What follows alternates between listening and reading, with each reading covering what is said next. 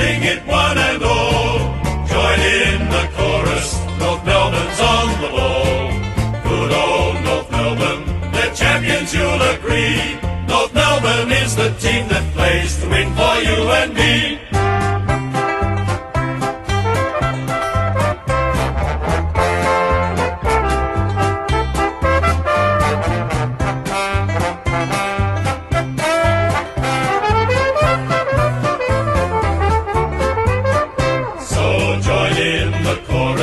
And sing it one and all. Join in the chorus, North Melbourne's on the ball. Good old North Melbourne, they're champions, you'll agree. North Melbourne is the team that plays to win for you and me.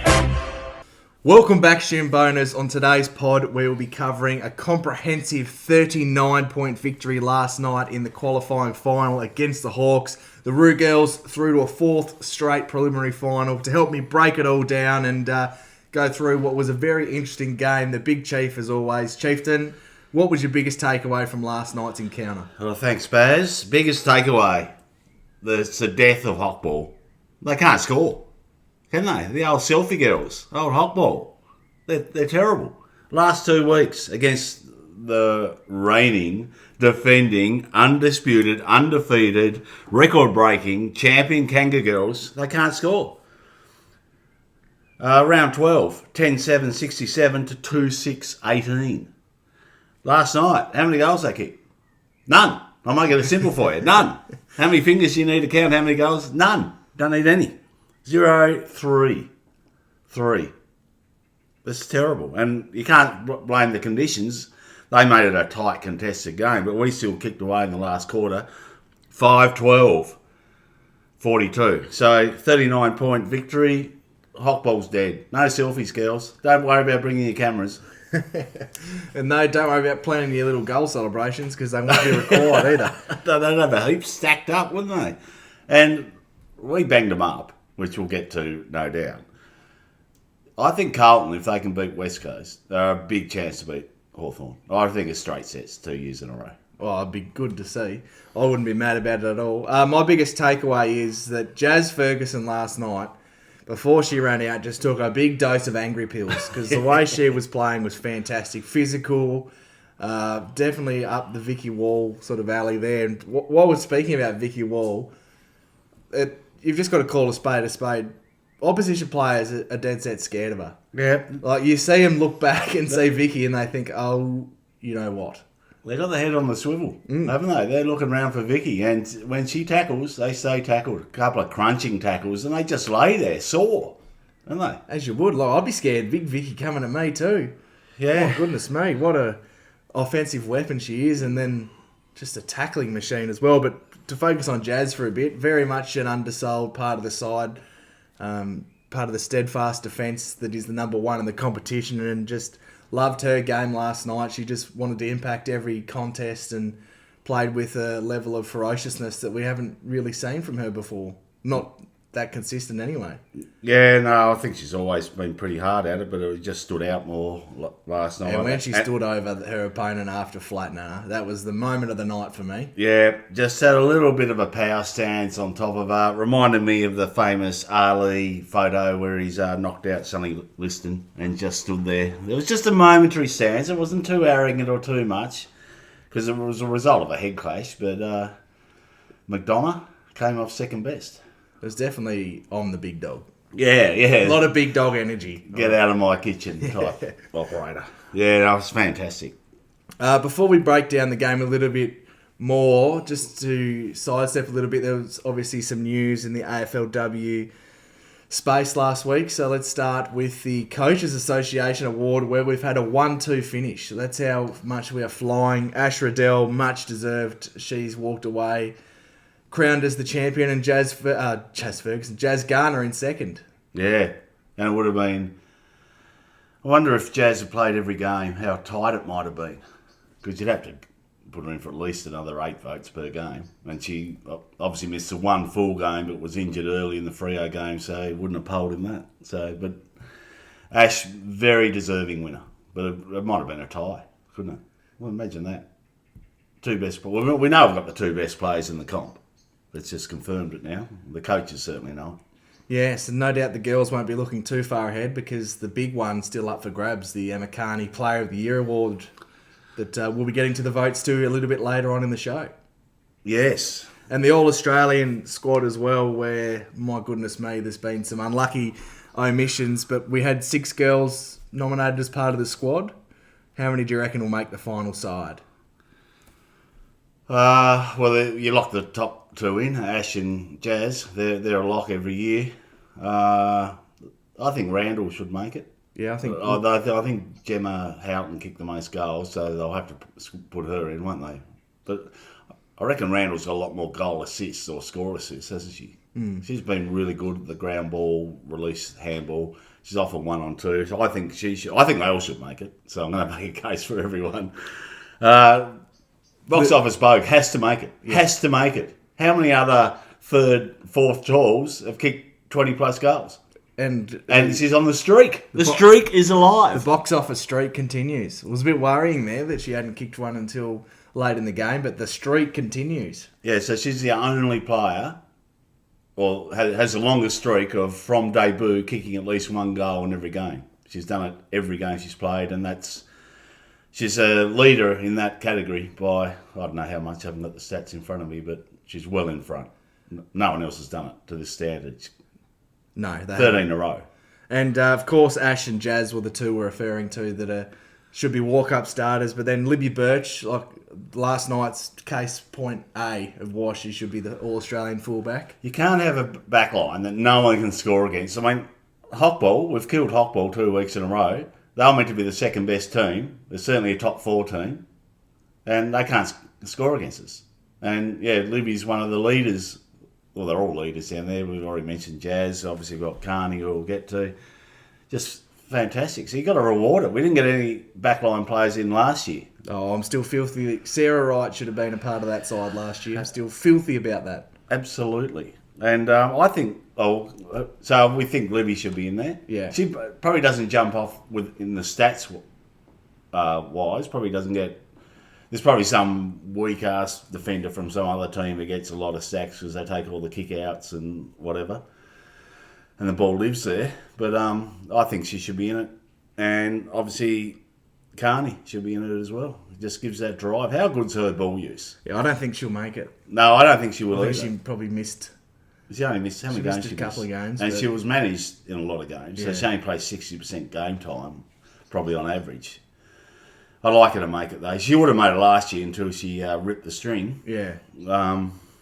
She was flying last year, and she's been very good. And the biggest, there's some omissions we'll go through, but the biggest one for me, and she put an exclamation point on it last night, is Erika O'Shea. Yeah, I don't know how she didn't make it. It's laughable. Well, where's she coming? 3rd in the most prestigious? Well, we'll get to that. We'll get to update I know, the but leaderboard. yeah, well, as of last week. Yes, 3rd. Yeah, so... And did she have a quieter start to the year? Like, she's obviously back half of the year's been fantastic. That's the only thing I can think of. Like, if I'm trying to make an excuse to how they've missed her, was she a bit quieter early? Well, not quiet, but like not. She's flying now. She's red hot form now. Well, the ball didn't go down there for about the first. Well, that's the same with Libby Birch and Yeah. Carney. It's hard to get a lot of the pill when it doesn't go down there much. The other 2 who I thought were extremely stiff. Potentially for a wing spot, Amy Smith and Tess Craven. I thought both should have been included in that squad. They should have. Well, they named 2 wingers, unlike the men's AA squad where they just ignore winners mostly. They just go, hello, Nick Dacos. Hello, Hugh McCluggage, who misses out every year. Well, did he make it this year? Yeah, because he played as a mid. Yes, true. But there was a Carlton one and some. There were 2 players I've barely heard of. But do they watch our girls? I mean, they get a lot of the ball. They set up a lot of score involvements. They hold their width. They hold their width. They work deep into the defence to take the intercept marks as a defensive winger sliding in. I don't know what more they can do. Well, it was interesting last night. And they'd have to average around 20 possessions each, wouldn't they? Well, not Tess, but I reckon Amy'd be probably a tick under that. But it was interesting last night during the call that Kate McCarthy was alluding to the fact that Tess Craven's almost our most important cog in the side, but yet she can't make the All-Australian squad. There's Kate, a selector. Oh, I reckon she would be. Yeah. She's a selector in the men's, I think. Yeah, well, what's her name is? The other Abby Abby Holmes. Holmes is. Just on Kate, she cops a lot of slack, but if you go back to her... A lot of slack. Oh, sorry, a lot of smack talk. But if you go back to her Norm Smith votes, she was the most accurate, I thought, out of the crew that was selecting that day. Okay. And I think her analysis is generally pretty good. But speaking of analysis, let's get into our match notes. So it was predicted for a fair bit of rain, but we didn't see a lot of that early, thankfully. But if we get into the first quarter here... If it had rained, the Hawks wouldn't have scored at all. No, it wouldn't have. But I thought the pressure was on from both sides early. We had some really shaky moments in our D50 with some poor use and just grubby kicks and poor decision making at times, which is partly our errors, but also kudos to Hawthorn and the frontal pressure they were bringing on our defenders. Yeah, I think a bit early we tried to be probably too cute and too perfect out of deep defence and find that short kick, which we missed. And sometimes we missed it, sometimes they intercepted it and got some pressure on. Sometimes early, obviously we want to play our way, that stood up the whole year. But sometimes early, when the heat's on, just long down the line. And there's a couple of players we may mention who maybe need to just long down the line type operators. The Charlie Comben recipe. Yeah, although we're talking about the women's, we'll talk about Charlie, but I don't mind him taking... I think he can do it when he's in the right mindset. I thought Erika O'Shea and Talia Randall were the standouts in that first quarter. Randall just looked so dangerous. Looked like she was not going to lose a one-on-one all night. I thought that was pretty common for our forwards. Emma King as well. Obviously that big clunk on the quarter-time siren and just looked really dangerous. The Hawthorn defenders couldn't match our height and go with our key forwards. But the two posters really hurt. Yeah, they didn't have our kicking boots on, which what I say in the predictions, the only thing that can beat us for the next 5 years is us. 5? Well, I said 9 last year, and I think we'll still win. We're still on track for our 9, Pete. Don't worry about that. Well, we haven't lost since that pod. No, we haven't lost since that pod. But, yeah, just bad kicking. And it was a bit unlucky. What have we had, 2 or 3 posters, couple touched on the line. That Riddell one was unlucky. I think it was the second quarter. Yeah. Where it sort of took a leg spin bounce and hit the post. Yes, anyway. And all our forwards managed to drop a chest mark. Yeah. And there's another 6 shots we could have had. It's funny because I think that was up there with some of the... it's going to sound incredibly harsh, but some of the worst footy we've played. Like, we still played pretty well, but I thought we underperformed to our usual very high standard, which just shows how good a side we are that, we probably played a little bit under and we still held them goalless and won by 6 or 7 But our goals. system stood up. Our backline system. They could not get it out the back. They had periods of domination too in territory, and our backline really stood up. I thought we tackled really well. There were no sloppy high free kicks. Here's a shot at goal for you, Hawthorn, because we know the commentators all had their fingers crossed, hoping that it happened. And we'll get on to the umpiring and the holding the ball incorrect disposal a bit later. But yeah, I thought, how easy is it to just slip one high, free kick Hawthorn? But they all tackled beautifully and under pressure, like really deep, and the smothering. Oh. And I'll shout out to all the girls, but Tripodi really put her head over the ball, didn't she? And Vicky Wall as well as her tackling. And it just creates a 50-50 ball. And we're a better side. We've got a better system. Any loose ball, we are going to win it 80% of the time, I reckon. So just those little smothers, little touches on handballs, brings it to the ground. And I think both teams and the stars of both teams, although we've got most of the stars, were a little bit sloppy compared to average on the ground balls. You're going to get that in the final, though. Well, that was the heat. Both teams brought the pressure. But it's a great point you make, because I think a 50-50 ball for us is an 80-20. Because you get the likes of Amy Smith. How often does she win 2-on-1s? Yep. Ash Riddell is incredible at winning loose balls against multiple opposition players. So that's how important those smothers, those even just touches on a handball, applying those pressure, getting those little hands in for tackles as well. And that's why we are able to repel back into our offensive 50. And speaking of the back line, they'd all deserve a huge shout out because at times there's been games where they haven't even been tested for 5 minutes, but Hawthorn were giving repeat inside 50s, long Gilroy and the likes. Just thumps it. Just thumps it, long pressure balls. And I thought Birch, Ferguson, Eliza Shannon, and Tessa Boyd, along with Carney and O'Shea, were fantastic last night. A few shaky moments with some of the kicking, but in terms of that efforts one-on-one, like Shannon had a couple of turnovers, but then she had a couple of chase down, never give up tackles as well to redeem. Love it. And good intercept marks. I mean, the one where they had a set shot was just absolute BS. I mean, I've got that here. So for the listeners, Eliza Shannon took a mark. It was not paid, and then she got pinned holding the ball. Yeah. And look, it may have been touched by McDonough. Is that how you say her name? I'm not that sure. But even so, they don't then, if they call play on, they usually give you a little bit of freedom, thinking you've marked it, to dispose of the ball. I mean, it should have been a ball up. And to be consistent, we saw Hawthorn every time they got their tactic, every time they got the ball and got tackled, they just dropped the ball. Didn't try and kick it, didn't try and have it, just dropped it. And there was never a free. And it wasn't spilling free in the tackle, they were letting the ball go. It should have been, it's got to be paid a free consistently all the time. And the frees, I think I wrote down on our group text, I think it was 20 to 14 frees. In a highly contested game, they seem to get not just the 50-50s, but they got the benefit of the whistle, in my opinion. And I know I'm looking through North Melbourne coloured glasses, but I think any neutral would say the holding the ball was not consistent.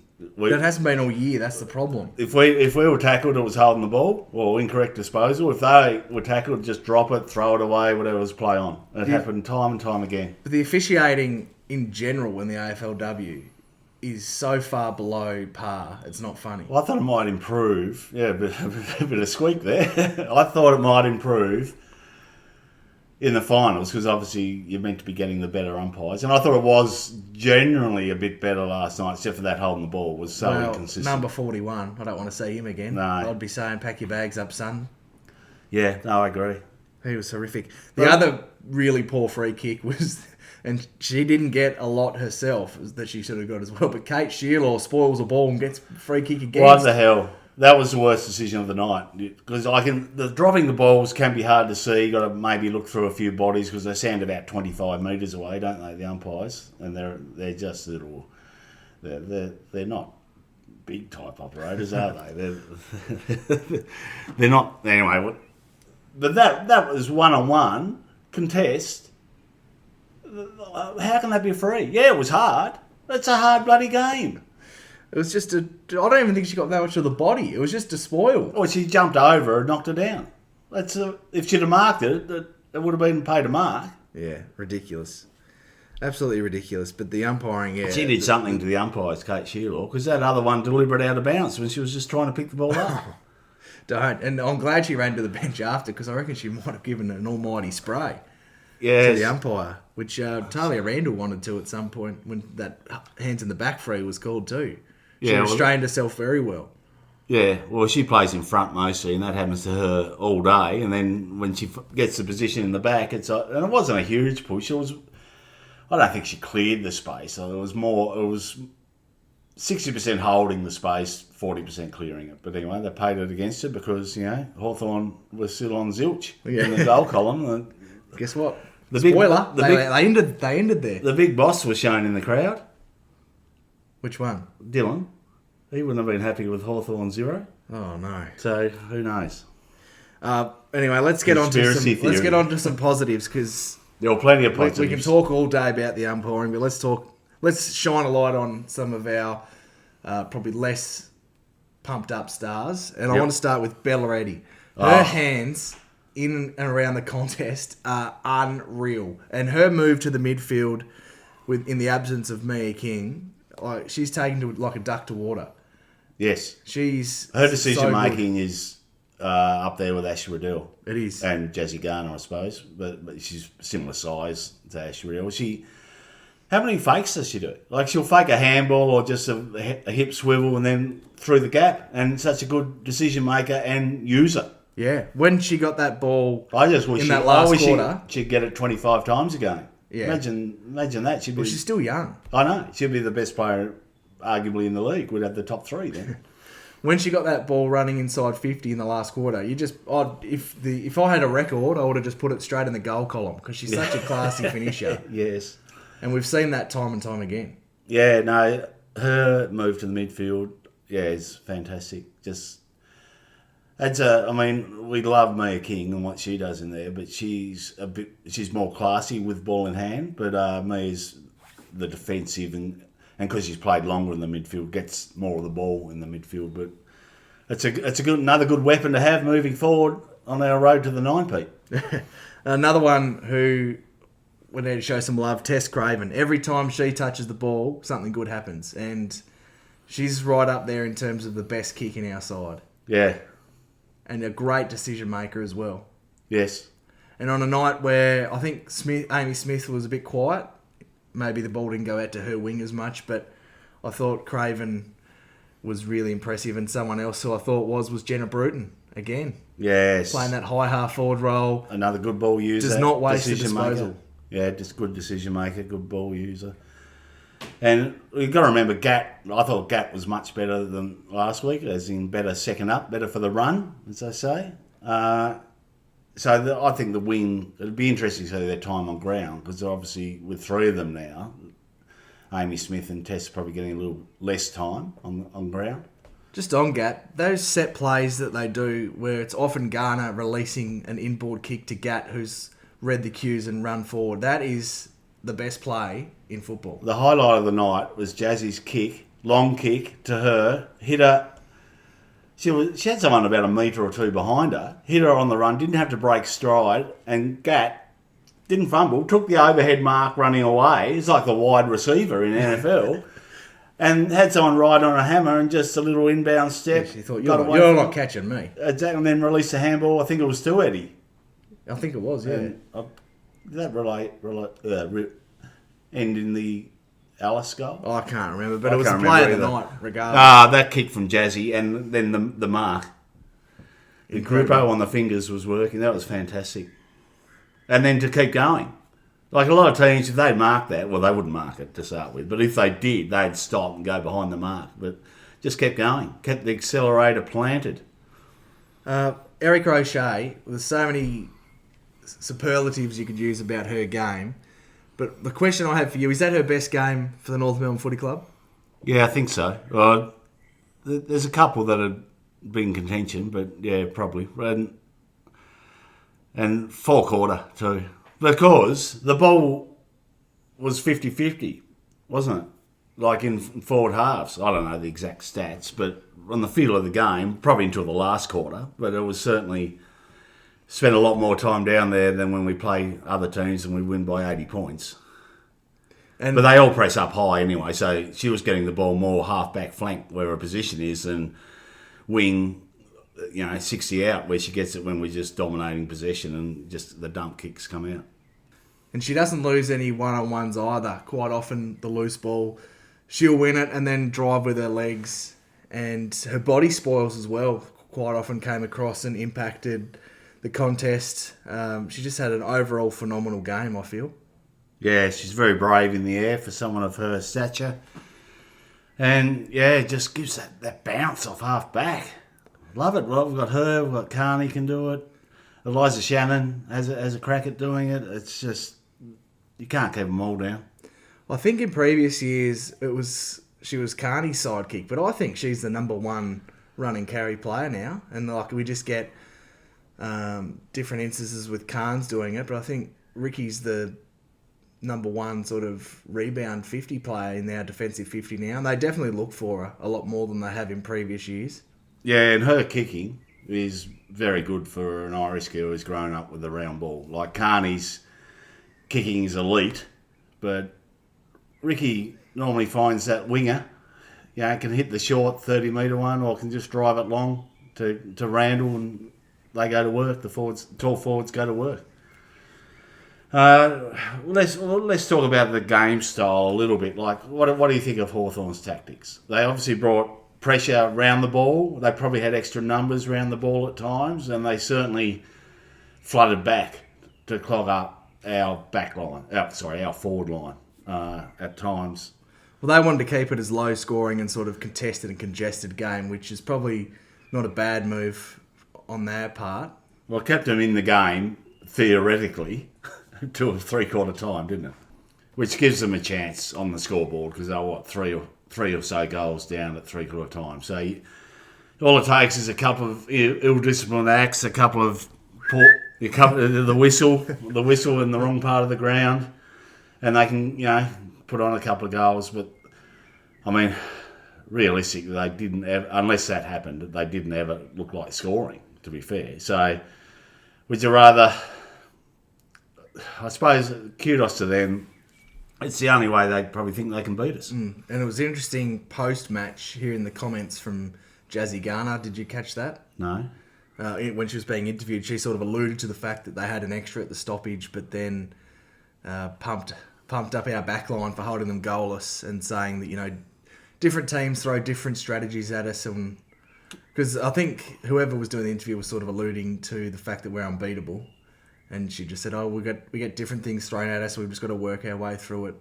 Yeah. And I thought she spoke really well, but yeah, she definitely reflected your statement that they had extra numbers at the ball and that was their tactic to keep it close and probably gave them the best chance to win. Yeah, and it's why we've got to kick goals when we have set shots. Like Emma King missed one. We didn't have many set shots last night. Emma King off that great mark, right on quarter time. Yeah, she hit the post. Yeah, if that goes through, it's almost game over then. Tess right at the end, missed a goal, set shot. She doesn't normally miss them. Game was well and truly over by then. I mean, the game broke open in the last quarter, and we saw how damaging we can be when it opens, and they're obviously banged up a lot. And we already had a match-winning margin in the end of 3 goals, but then we just blew it away in the last when we got to play more our attacking style. The worry for me, if you wind the clock back a couple of years when we played Melbourne in a final, then in the third quarter we dominated. We had 17 inside 50s to either 0 or 1. Was it the G? Yeah, and we couldn't score. Was that the G game? Yeah, it was. Was it? Right, yeah, we could not score. And it was yesterday's game reminded me of that a little bit when early in the first quarter we had a lot of inside 50s, a lot of repeat inside 50s, just couldn't hit the scoreboard until we got a 50. And if we hadn't got that 50, I don't think we were kicking a goal that quarter. It sounds a bit harsh, but because they'd all flooded back and we just got to find a better connection. And I saw Carney at one stage got the ball for another repeat inside, and she looked very determined to hit a target. But unfortunately, that was chopped off because you're kicking to 12 on 17. The difference now between that prelim you mentioned is the one that was doing all the stopping against us is now in our back line. Libby Birch. Yeah. Yes. Well, exactly. And didn't she have a game and a half? Yeah. 10 intercept, or 10 marks. Right, well, we're going to get into the votes now in the Emma Carney Player of the Year award. What is it? The most prestigious award in all of the AFLW. Thank you. You've taken over intro duties the last couple of pods. I have. But I'm keeping an eye on it because I'm on the watch. you're on the watch list. Notice we still haven't got anyone on the watch list for the AFLW. No, it never has been. In the It's whole funny time when we've been covering you're it. just undefeated. You Well, don't have to thinking put about anyone on it. Since we started this pod, we've never done a losing pod. And we've done plenty of them. Yes. Right, I'll take the new ball this week. So I gave 5 votes to Erika O'Shea. I thought she was the standout player. 24 disposals at 75% disposal efficiency. Her run and carry for 551 metres gained. I thought she was fantastic. 4 votes. I said that Erika was a standout. Well, what I really mean is that these two were the 2 clear standouts. Libby Birch, 21 disposals, 10 marks and 12 intercept possessions. She was phenomenal as the rock in our back line and stopping so many of Hawthorn's forays forward. 3 votes I gave to Ash Riddell. You look at her stats, only 26, but I think it was one of her best games. Her ability to get it out and get that release handball when she's got 2 Hawthorn players hanging off her. She had a left-handed handball at one point. which ended up in a goal for us. I can't remember the exact play, but just fantastic. And I thought in that first half especially, I thought Jazz was a little quiet. I thought Ash was leading the way for us in that space, so she gets my 3 votes. 2 votes I gave to Tess Craven, 18 disposals from her, and just magic every time she touches the ball. Another brilliant game from her at 78% disposal efficiency with 6 score involvements. And the 1 vote I gave to Emma Carney, 17 disposals off half back, and I thought, you mentioned those times where we looked like we weren't going to score. I thought she was the one to change direction, to drive with her legs, to try something different, and was a real leader down there. And plenty of spark in the game at 3/4 time when Greta Bodie tried to be a hero, really. Just before when she pushed over Kangas, and then a bit of spice at 3/4 time. Yes, all right. Mine are very similar. Before you get into yours, there was a lot of unluckies. Jenna Bruton. But I want to talk about someone who didn't have a big stats game but had a big impact. Now, if you listen to our preview pod, I was raising that I was worried about Eliza West. Now, I thought Ruby Tripodi's job on her to nullify her at the contest, I was keeping a bit of an eye on it. So West still had 27, but I think she had far less impact than what she did the previous Friday night game. Yeah, I agree. And Ruby, if she wasn't first to the ball, she was putting a heap of pressure on. We've already talked about the 1%ers she was doing. Yeah, she was good. She's unfortunately not in mine. Mine are very similar. I've got one key difference to yours, and I'd like your thoughts on why she wasn't in yours when we get to her. But I gave... There were 2 standouts, and I went the other way. I went 5 to the taller defender, Libby Birch. I thought she was fantastic, especially when the game was up for grabs in the first 3 quarters. She was very, very good. 10 marks, just calm, cool head down there, directing the setup, the system. Erika O'Shea was the flair, wasn't she? Just the run. And underrated defender. Like, she's not a Caleb Daniel type. He's just a user. Jeez. Welcome, Caleb, for listening. Big drive-by for you. Well, no, but I think the listeners know what we're saying. She can defend first and then be used on the way out. I would have thought you would have gone like a Josh Dacos or someone outside the walls of Arden Street to give a little clip to. I'm just so one-eyed north, I can only see north. Yeah, and just that run and drive and the ball use. And it was a sign of the future where Carney got a handball or a kick on the wing and was sort of one-on-one. And days gone past would have taken the opposition on and broken her ankles and used it herself. But Ricky was flying past on the wing and she just handballed to her and trusted her, and Ricky burned off her opponent and got it deep forward. So I just think that's a sign of how far Ricky's come and the trust that Carnes and the others will put in her to use the ball. I'd like her over summer. I've got a project for her. Remember Ruby, when she came on the pod, told us how Ash was given a project to work on her left leg and see how well that's done. Learn to bounce. If she learns to bounce, she won't be a 60, 70 metres gain. She'll be 120 because they can't catch her. And there's more space in the W, especially when they play on a big ground like Icon, because there's 2 less players on the field. And if she can bounce, if she learns to bounce, yeah, she could have easily 2 bounces every time she gets it. Anyway, she was fantastic. Clearly the best 2 on the ground for mine. I go 3 to Randall. Now, let's not get caught up in how many possessions. I thought she was the only forward who didn't drop a chest mark, but then I watched the replay again last night and she dropped one early. So that every forward's managed to drop a chest mark. But she was fantastic other than that little blemish. She was how often did she get hit up around the centre and just swing on with that long right boot and just drive it forward, and you got Box Office Bogue or Jenna Bruton or someone running onto it, and didn't really result in goals that much for us, but it certainly put them under the pump, and then we'd have a deep stoppage where we could set up, and they found it very difficult to exit and therefore very difficult to score. So I thought she was a fantastic link player. Her and Ricky are probably the 2 most informed players for us. So you take out Jazz and Ash because they're in a different league. But she's playing the hard position forward, often 1-on-2. I thought she was fantastic last night. I gave 2 to The ex-skipper, Carney, like you described her, just good, drove with the legs, good link-up work. Thought she defended well. Defended well as well, yes. And I gave one to Ash. I thought her ability for the smallest player probably in the league, certainly on the ground, to break tackles or absorb tackles and still release a handball, and not just a dump handball, a handball to advantage to someone running past, like an Eddie or a Bruton or someone like that, is just fantastic. And I think she had 6 or 7 score involvements. And yeah, because of the pressure, it probably wasn't the cleanest game ground ball wise, but she worked her way into it. She never gives up. The work ethic's always there.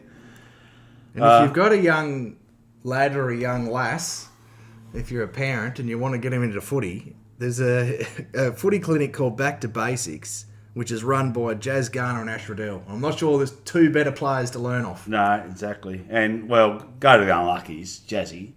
What's she have, 26 or 7 possessions? 27 and 8 tackles. And 16 contested possessions. I mean, that's a BAG game most times, but I couldn't get her in. Same as me. She was very unlucky not to make it. Very unlucky. And, she didn't have a cleanest ground ball game either, but we'll credit that to the Hawks. The pressure was probably a bit slippery because it did rain on and off. But she's a level above pretty much everyone in the competition except for Ash, isn't she? With a clean hands ground ball. So she was a little bit off, but she still had a moment. So like we mentioned that kick to Gat. She took some good intercept marks. And yeah, very unlucky not to get in there. Right, I'll throw to you for the leaderboard in the most prestigious. So bit of movement this week. So in 10th position, we've got Mia King on 17 votes. We've got a tie for 8th with Tess Craven and Amy Smith on 18. In 7th, Ruby Tripodi on 19 votes. In 6th place, Box Office Bogue on 20. Moving up to 5th on the leaderboard is Libby Birch on 22 votes. In 4th place, Talia Randall on 23 votes. In 3rd place, Erika O'Shea on 30 votes. In 2nd place, the GOAT, Jazzy Garner on 72 votes. And our leader, as she has been all season long, is Ash Riddell on 87 votes. Right. Well, it's pretty much 2 games to go. Hopefully. we don't want to get too far ahead of ourselves, but if we're going on the path to a 9-peat, there's got to be 2 games to go. Yes. Who do you think we play in the prelim? Well, that's where I was going to go, because the final today, Carlton and West Coast, not worried about either of those sides. I'd be more worried about Carlton. But they won't beat us. No, but I'm just saying. that's what I'm saying. I think they're better than West Coast. The game, as I said earlier, I think Carlton, if they get through unscathed, can beat Hockball. Or Hockball stick can beat Hawthorn. Yes. Because that's who they'll play. Yeah, I'm with you. The game that I'll definitely be sitting in front of the telly to watching, 105 at Icon Park, Melbourne v Brisbane. I think the winner of this is who will play in the grand final. Yep. Pending we win our prelim, but as you know, we're going to go in heavy favourites, rightly so. Who do you think wins that one? Well, it's interesting. The weather's meant to be a bit rainy, isn't it? I think it's Melbourne, supposed to absolutely come down today. So for the Carlton West Coast, but I think it might be all right for the Melbourne Brisbane game. But I think the conditions will dictate a lot of who goes in with the better chance of winning. I think Melbourne will win. There you go. I think they've got a taller forward line. Will be interesting when we match up on them, because we haven't got the tallest back line, even though we've got the best back line and we've got the best system. Now, you're big on Eden Zanker. Yep. She didn't even make the 40 for the All-Australian. No, I think she had I haven't watched Melbourne, to be fair, but I did watch a bit of them last week, and I think she kicked a few goals. She's kicked goals before when I've watched Melbourne when they were making finals, and she's just that taller player. 5 or 6 in a game. Yeah, but I think, the commentator said she's had a poor year this year, but obviously just hitting form late. Righto, and then Brisbane, the big advantage for them if they had to get the win and have a home prelim against either Carlton West Coast or Hawthorn. I think whoever wins, as I said before, wins this game, get a home prelim, and they'll shouldn't have too many dramas getting into the grand final. But the interesting part of this for us is the loser of this game we'll probably see in the prelim. So Well, we'll see either them or Adelaide. Yeah. St Kilda will get beaten by Adelaide this week. I noticed Randall's back for Adelaide. So she's a very good player and be a hard matchup as well. it's going to be a tough test for us, no matter who we play. Yeah, I think we're going to get the hardest opponent in the prelim. But the great thing about this But it side won't is matter. we 'cause- welcome this. Well, we beat everyone, so it won't matter. But Melbourne is the interesting one because obviously we haven't faced them this year. We've beaten Adelaide comprehensively. We've beaten Brisbane the last 3 or 4 times. Got the wood over them. Yep, and beating them comfortably. That's the thing. So Melbourne are the sort of mystery team a little bit. Yeah, Although and- we did absolutely stomp them last year. I think we beat them by about 10 goals. Yeah, so they're still carrying that scar. Every other team's scarred against us. Aren't they? The mental demons just we've won before we start. Really, and certainly when they start trying to penetrate our system, which they can't. So you've gone with Melbourne to win that prelim? Yeah, Sorry, to win the qualifying final? Yes, not with any confidence, but just on the home city advantage. Yeah, I think Melbourne as well, pending there's not torrential rain. I think that hurts their game style and probably favours Brisbane with the likes of Courtney Hodder forward of centre. Yep. But yeah, I think if it's a decent enough day, the Melbourne tools will be too much for the Brisbane backline. Yeah, agree. Right, that's just about us. In the coming weeks, we'll also have some draft content coming for you. Obviously, it's that time of year. The fixtures starting to be slowly released. Don't start me on opening round. It's a rort. I want to have a quick go about it Okay. because nothing shits me more than this opening round. Now there's 5 games. It was released last night. So St Kilda, Collingwood on the Sunday night after the Formula 1. Collingwood have got their way. Yeah. Collingwood wanted to be part of it, then didn't want to travel, and now get the home game, Away game. Yeah. home away game at the G. But It's worked out perfectly. It may as well be called the Collingwood AFL. I don't really care that the AFL are trying to grow the game elsewhere. I wouldn't mind a mini gather round during the buys in the mid-season. Get it up there, school holidays for the kids. Well, Families can go up there. Collingwood have sold a home game. Yeah, but they haven't sold a home game. Collingwood want... Or they wanted to sell a home game. No, they want the 2 away games in the school holidays. So all the Collingwood ferals can go up there to the Gold Coast and play Gold Coast week 1 and Brisbane week 2. That's But right, they'll be yes. away games. They're not selling MCG home games. Yes, that's true. But I think that's a much better idea.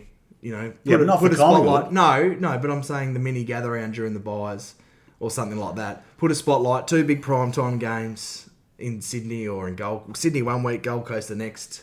Queensland the next, and then do it that way. But not this, because fans wait 6 months to see their team play, and then they get this soft kick-off round where only half the supporters get to watch their side play. Well, it's worse than that because the fixture is a fixture. It is fixed. And it gives those teams that play opening round an unfair advantage because then they get a bye in week 4, 5 or 6.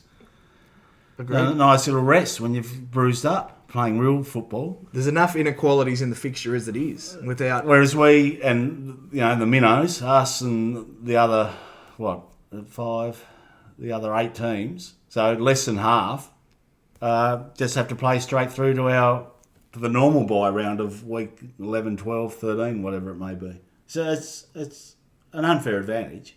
And I noticed Brad Scott, when he was involved, had a whinge about it. Not Brad, his brother, Chris. who can actually coach. Yeah.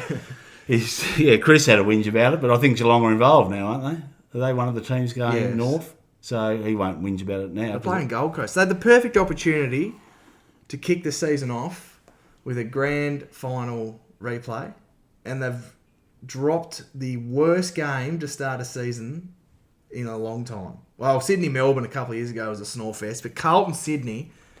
Because it's a rivalry now, because they got Kerno. Who gives a shit? Oh, I know. That's a horrific game to kick the season off.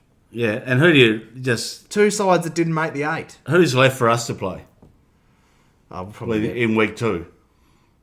Well, week 1, which is really week 2. probably- that just confuses the shit out of everyone too. We'll probably get the D's. Or we'll probably be playing in Adelaide against one of the Yeah, probably get an Adelaide away trip. sides. probably get West Coast in Perth, even though we're going there to play as our home game. That'll be our away game. I've got a quick take. What we should ask for on the fixture, or not as our number one priority, but gather round another inequity in another home game for both our Australian sides. If they want the bloody showdown, they should play it in gather round. That was another Chris Scott whinge. He brought that up. Well, that's actually right, though. It is right, but they won't do it because they want bigger. They won't give them an extra home game each. Anyway, we should request West Coast in gather round. One, because we might be a chance to actually win. But two, it means it'll obviously go down as West Coast home game, and it saves us going back there because both our Perth games are our home games. Yeah. And it gives us the ability to play West Coast twice. Which we need. Without going to Perth twice to play them. I like it. So, do you know what else we should request? To actually play on the Adelaide Oval too. That'd yes, be nice. Against West Coast, and we might get a win. Yeah, won't get much of a crowd. No, there might be 5,000 people there. But yes, I'm with you. What do you think of the crowd last night, the W? Firstly, big positive, there was far more blue and white than dirty underwear. Yeah, wasn't there? So that was good, but it was 3.5. 4.5. It was 4.5, was it? Okay, so a little bit more than we get at Arden Street. Yeah, I think the weather deterred a lot of people, I reckon. Yeah, okay. It would have been a great game to go to. It was a great result. It probably wasn't... It was an intriguing game. It was, as I said before, it wasn't really over till in the fourth quarter, but you couldn't see Hawthorn scoring without divine intervention, whether by the whistle or... I reckon we'll get 9 to 10 for the prelim. And then, of course, the granny will be sold out. Right. Okay, well, that's it. That's us done. Nothing else to talk about. So in the next week, which is our bye, which we've earned, we'll probably drop it Sunday, will we? After, so we know who we're playing in the prelim. Do a bit of a preview. Have a look at the draft.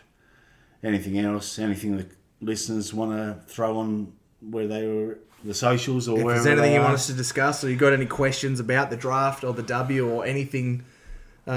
Please drop them in the comment section below. And because the draft's 2 Wednesdays away. Yeah. So it'll be right in the sweet spot by next Sunday when we drop it. We'll obviously play, going back to the W. We'll play Friday night prelim. Yeah. It'd have to be horrendously rigged for us not to play Friday night, which will give us an advantage. Whoever our opponent is has 2 games to play before they play us. Yeah. So hopefully they're bruising games. And there'll be games. 2 6-day breaks, you'd imagine, too. Yeah, and then obviously if we play Friday, win, we get the 7-day break. 8. Well, 8, yeah, because it'll be Saturday night, so an 8-day break. Like, it just gives us... We've earned these advantages, and the AFL better not screw us. And oh, jeez, you're asking a lot. They're already trying to change all the rules because we're too good. yes. But that's us done. Thanks for your continued support, guys. Please subscribe. Thank you. Huge shout out to everyone who has subscribed to YouTube or Spotify or whatever listing platform. Basically, what it does is some analytic stuff. It's above my head, but it gets it out to more people. The more you subscribe, the more people can find it. So please continue to do so. If you know any North people who would enjoy the pod, please share us around. We appreciate all our loyal boners out there and your continued support. As the Big Chief said, we'll be back next week to do a preview of who we're going to face in the prelim, and as well as our draft upcoming preview of who we should be getting and round what our list needs are and who might be available. Yes. Now, we haven't done waffle time for a while, and mostly it's me droning on about something, but... Are you going to share? Share with the listeners. You had a trip to the Big Smoke to go and see Oasis. Yes, I did. They were very good, very loud, and no punch-ups between the brothers to report just yet. All right. So they were getting on? Chatty? No. Didn't talk? didn't really say much in between songs, but...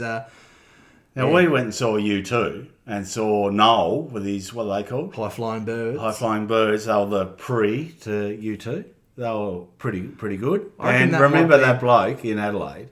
He had the Man United shirt on. And, of course, Oasis are from Manchester, but very much Man City. And Noel, it was quite quite expletive in what he thought of the bloke's shirt. Yeah, and there was there a lot of that? That happened, and I can't share because little Jimmy and the likes. So we have a lot of people listening in the car with kids, so I won't share what was said, but it was told to go away quite clearly. Yes, go far, far away. Yeah. Okay. All right, All right, so it was a good trip. it was very What good. was your best song or favourite song or their best song? What's the story? Morning Glory was fantastic live. Very good. Bit of a one outside of the usual Wonderwall and Don't Look Back in Anger. Did you see any celebs? No, No Cow Toomey? no.